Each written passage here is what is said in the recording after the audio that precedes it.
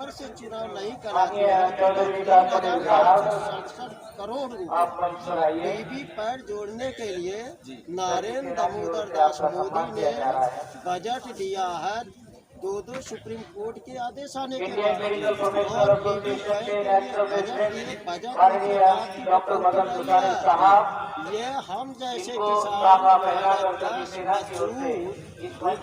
भारत के जो वोट करते हैं वस्तुओं का उस पर टैक्स देते हैं। टैक्स के बजट को वो जाहिर तौर पर देने का अधिकार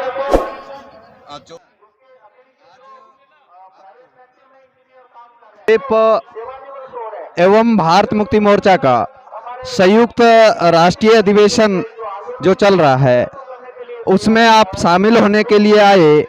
ये राष्ट्रीय अधिवेशन का संदर्भ और इसका परिदृश्य को लेकर और किसानों को इसमें क्यों जुड़ना चाहिए और किस लिए जुड़ना चाहिए या जुड़ने से क्या होने वाला है, इसके संबंध में आपका एवं राष्ट्रीय किसान मोर्चा का क्या एक मैसेज है समस्त देश के किसानों के लिए। राष्ट्रीय किसान मोर्चा ये श्रमणशील कमेरा किसान परिवारों का एक राष्ट्रव्यापी भारतव्यापी उन किसानों के कल्याण के लिए बनाया हुआ संगठन है जो इस देश में किसानों की जितनी भी समस्याएं हैं, चाहे स्वामीनाथन आयोग की रिपोर्ट लागू आई और आज तक लागू नहीं किया गया, सरकारें घोषणा करती रही अप्रैल 2006 से, कांग्रेस 14 तक रही वो भी नहीं लागू किया और 26 मई 2014 से बीजेपी गवर्नमेंट शपथ ग्रहण मोदी जी ने लिया और आई और उनका एजेंडा था कि बहुत हुआ किसानों परिवार। अब की बार बीजेपी सरकार वाल राइटिंग था, एजेंडे में था कि किसानों का सारी समस्याएं दूर करके किसानों की आमदनी 1.5 से 2 गुना करेंगे और महंगाई से निजात दिला करके बहुत बड़ा राहत देंगे, आमदनी 2 गुना कर देंगे। 2 गुना का वादा करने वाले लोग, पक्ष विपक्ष के लोग, आज़ाद भारत में 1952 से जो लोकतंत्र कायम हुआ, 26 जनवरी 1950 से भारतीय संविधान लागू हुआ के बावजूद भी देश का किसान दुखी है और खेती छोड़ करके भाग रहा है। तो का सौदा हो गया। इसे निजात दिलाने के लिए हम लोग देश के किसानों को SC ST OBC minority NT BJT जो वास्तव में खेती हो या ना हो खेती करते हैं वही लोग असली खेती करने वाले या खेती में काम करते हुए करवाने वाले, ऐसे परिवार को हम किसान मानते हैं। नामे स्वामित्व, नामे जमीन होने से वो किसान नहीं है, समझ रहे हो।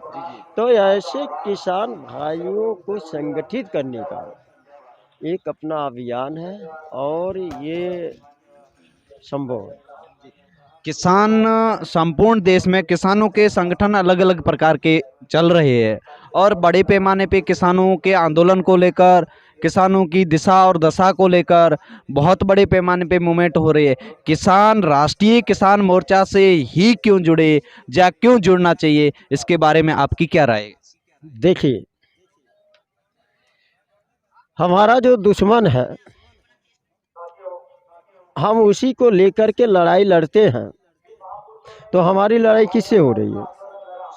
तो राष्ट्रीय किसान मोर्चा किसानों के असली नेता ज्योतिराव फुले, किसानों के असली नेता राष्ट्रपिता ज्योतिराव फुले, जो किसान कुलभाषी, किसान कुलभूषण छत्रपति साहू जी महाराज से प्रेरणा ले करके ये कृषि प्रधान देश, किसान प्रधान देश बनाने के लिए उन्होंने आंदोलन शुरू किया। वो दुनिया के बड़े ठेकेदार में से थे।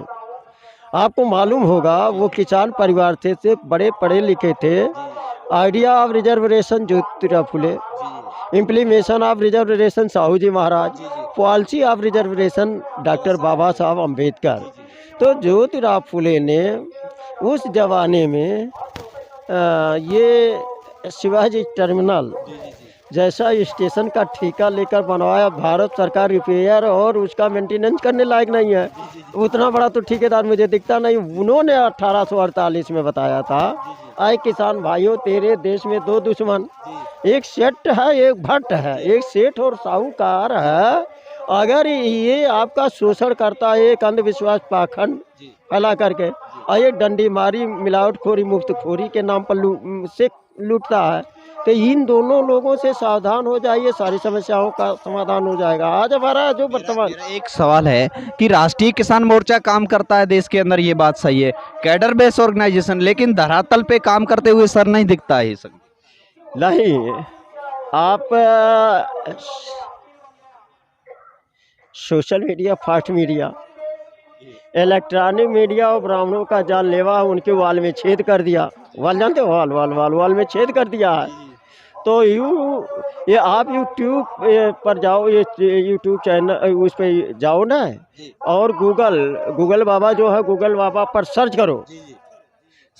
करो राम सुरेश वर्मा राष्ट्रीय अध्यक्ष राष्ट्रीय किसान मोर्चा, आपको पता चलेगा।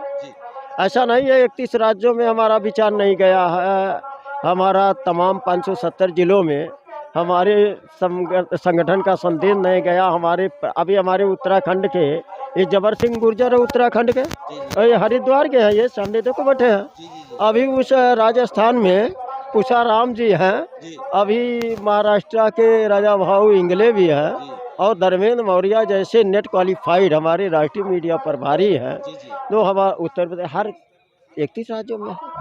सर ये बात ठीक है, देश के अंदर जब किसानों के विरोध में लॉ बनाए गए थे सरकार, और सरकार ने के विरोध में किसानों ने बहुत बड़ा मूवमेंट किया था और दिल्ली को घेराव किया था। सरकार ने बैरिकेड लगा के उस आंदोलन को डिस्पेस किया, ख़त्म किया। उस आंदोलन के अंदर राष्ट्रीय किसान मोर्चा की क्या भूमिका थी सर?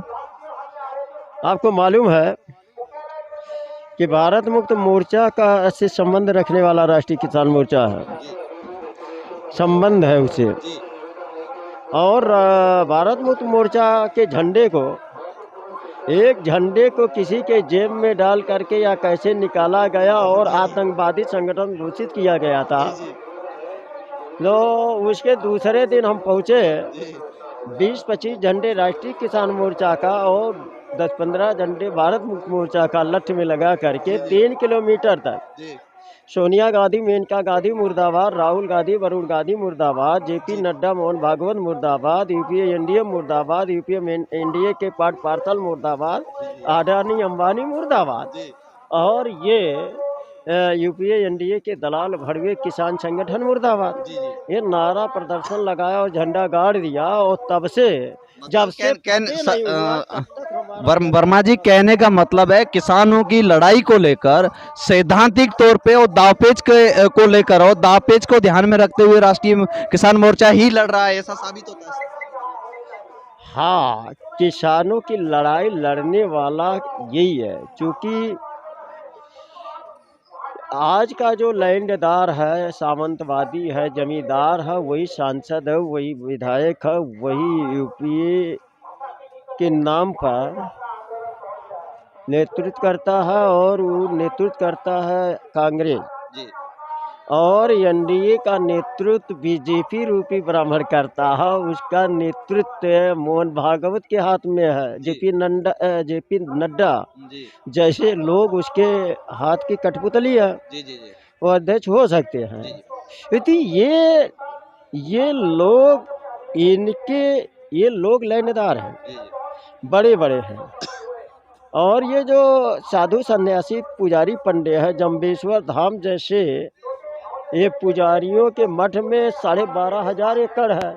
योगी आदित्यनाथ उत्तर प्रदेश का चीफ मिनिस्टर है, गोरक्षा पीठ गोरखधाम का वो मठाधीश है। तो वो हमारे गोरखपुर के बाजू में महाराजगंज है। महाराजगंज में एक चौक चौराहा है, गांव का नाम है चौक चौराहा। वहाँ पूरा 2100 एकड़ उस गांव का जो एरिया है, गांव का क्षेत्रफल है 21 एकड़ का, 2100 एकड़, उसमें 700 एकड़ तो उसी मठ के नाम है। मेरा एक सवाल है जी जी जी तो लैंडदार कौन है? यही है पंडित पुजारी। जी जी और यही जितने देश के पंडित पुजारी हैं, यही सांसद विधायक मुख्यमंत्री बन रहे हैं। जी तो इनसे खेती से क्या लेना चाहिए? ना हल चले चले कुदारी, बैठे भोजन दे मुरारी। जी जी जी ये तो फ्री का खा रहे हैं, फ्री का, और तो लूट रहे हैं हमारे लोगों को। तो ये किसान नहीं है, ये किसान के नाम पर जमीन चुरा कर रखे हैं हमारे पूर्वजों का। ये जमीन वापस लेने के लिए हम SC ST OBC माइनॉरिटी के जो ये लोग हैं, खेती करने के माहिर हैं, उनको ही खेती दिलाने के लिए उनको संगठित कर रहे हैं। सर मेरा एक और सवाल है कि इस देश के अंदर किसानों की समस्याएं है। आज़ाद भारत में 2004 के बाद से किसानों की समस्याएं बहुत बढ़ी और हाँ जी जी जी मेरे हाँ मैं वही ही पूछ रहा हूँ कि EVM से सरकार आने की वजह से किसानों की अगर समस्याएं बढ़ी तो राष्ट्रीय किसान मोर्चा राष्ट्रीय लेवल का संगठन है। EVM को लेकर किसान मोर्चा की क्या भविष्य को लेकर प्लान है और 2024 में EVM में बहुत बड़ा घोटाला होने वाला है, उसको लेकर किसान मोर्चा का क्या प्लान है? पूर्व से गलतियों में सीख ली जाती है, पूर्व से गलतियों की सीख ली जाती है और वर्तमान में सामयिक और सही दिशा में काम किया जाता है, तो भविष्य का निर्माण होता है। तो फ्यूचर का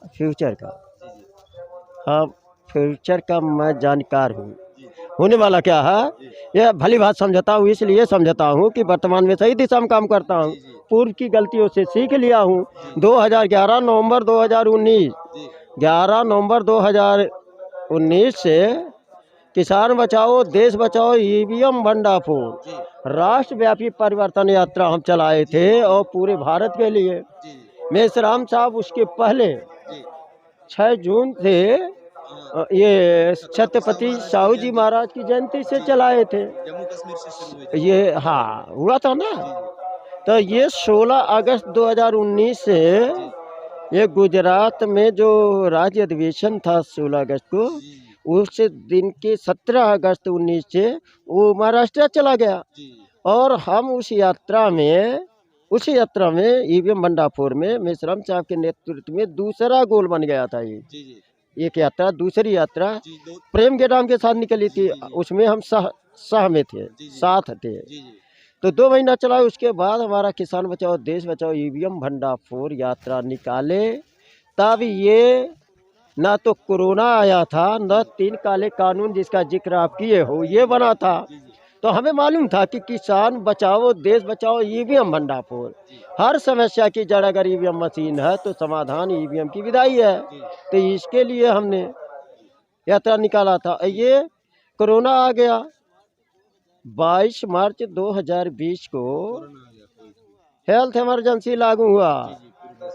25 मार्च 2020 को ये संपूर्ण लॉकडाउन घोषित हुआ। उसके बाद भी हम जितना चल पाए चले। और उत्तर प्रदेश भारत का सबसे बड़ा सूबा है, 80 मेंबर ऑफ पार्लियामेंट देता है, 403 असेंबली देता है, सबसे ज़्यादा राज्यसभा सदस्य देता है। बगैर उत्तर प्रदेश से गुजरे दिल्ली जाया नहीं जाता है। तो 18 मंडल हैं, 18 मंडल, 75 जिले, 18 मंडल के 18 जिले, 18 बड़ा गांव में EVM की अर्थी हम निकाले थे, मालूम है ना। 20 जनवरी 2015 से तो मेसराम साहब के नेतृत्व में तो आंदोलन चल ही रहा है और वही उस कोरोना पीरियड में हम निकालने वाले हैं। तो ऑनलाइन मेसराम साहब मीटिंग लेते थे, हम फिजिकल जाते थे अपना रिस्क उठा करके। तो EVM माता को हम लोग हटाने के लिए संकल्प लिए यवतमाल में, उमरखेड़ में। पिछले सितंबर में राष्ट्रीय अधिवेशन में 15 लाख किसानों से EVM मशीन हटाने के लिए इस बेस पर तोड़ने के लिए संकल्पित है। पहली बात तो वीवीपैट से बैलेट पेपर से चुनाव हो। दुनिया के देशों के तर्ज पर, ईमानदारी के तर्ज पर बैलेट पेपर से होना चाहिए।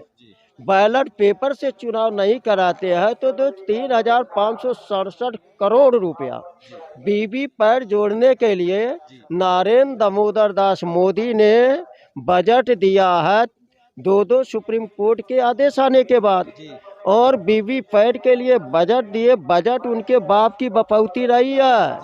ये हम जैसे किसान, मेहनत कश मजदूर, उपभोक्ता भारत के जो उपभोग करते हैं वस्तुओं का, उस पर टैक्स देते हैं। टैक्स के बजट को वो जायज़ तौर पर देने का अधिकार रखते हैं, नाजायज काम के लिए नहीं। तो वीवीपैट लगी, वीवीपैट का 100% मैनुअल पर्ची का मिलान का उसमें आदेश है। लेकिन तीसरा आदेश जो सुप्रीम कोर्ट का आया फरवरी 2019 में, और कांग्रेस हरामी पीस 21 दलों को ले, हरामी बोल रहा हूँ, कांग्रेस हरामी पीस है, 21 दलों को लेकर के गई थी। और उस 21 दलों का जो याचिका था उसमें फैसला आया था, जानते हो क्या? लोकसभा में जितने विधानसभा, उस प्रत्येक विधानसभा में 5-5 बूथों का पर्ची, वीवीपैट से निकलने वाली पर्ची का मिलान और प्लस ईवीएम मशीन का रिजल्ट का मिलान पर ही रिजल्ट आउट होगा। लेकिन ऐसा नहीं हुआ, तो सुप्रीम कोर्ट के आदेश से चुनाव आयोग मुकरा, उसमें जुड़े हुए प्रशासनिक, उसमें कार्यरत जिला निर्वाचन अधिकारी, सहायक निर्वाचन, जितने भी थे रॉ मटेरियल, ये सारे लोग इन्वॉल्व हो करके सुप्रीम कोर्ट के आदेश का उल्लंघन किया। सुप्रीम कोर्ट के आदेश का उल्लंघन करना कंटेम्प्ट ऑफ कोर्ट है, और वोट का अधिकार राजा बनने का अधिकार है, और वोट के अधिकार का चोरी करना देशद्रोह है। देशद्रोहियों को फांसी के सिवा कोई सजा का प्राविधान नहीं है। ये होना चाहिए। इससे साबित होता है ईवीएम मशीन गैर संवैधानिक है। ईवीएम मशीन गैर संवैधानिक है। ये पागल है क्या बीजेपी वाले? बीजेपी वाले पागल है।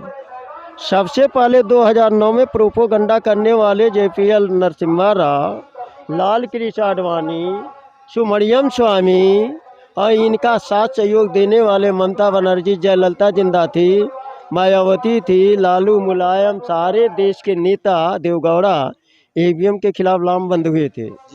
और इससे काम नहीं चला तो सुप्रीम कोर्ट बीजेपी का लायर ये गया ना सुब्रमण्यम स्वामी, तो कौन का गलत बनाया ईवीएम को? अब ईवीएम मशीन है, और ईवीएम मशीन की वजह से समस्या है। यात्रा जन जागृति का भी कार्यक्रम चलाने के बाद भी ईवीएम मशीन हटी नहीं। अभी आज और कल के अखबार पढ़ने के बाद ये जानकारी में आया कि ईवीएम मशीन के विरोध में जो जनवरी में घेराव हो रहा है चुनाव आयोग का, उसको लेकर आपका क्या कहना है संपूर्ण देश की जनता को और किसान वर्ग को, कमेरा वर्ग?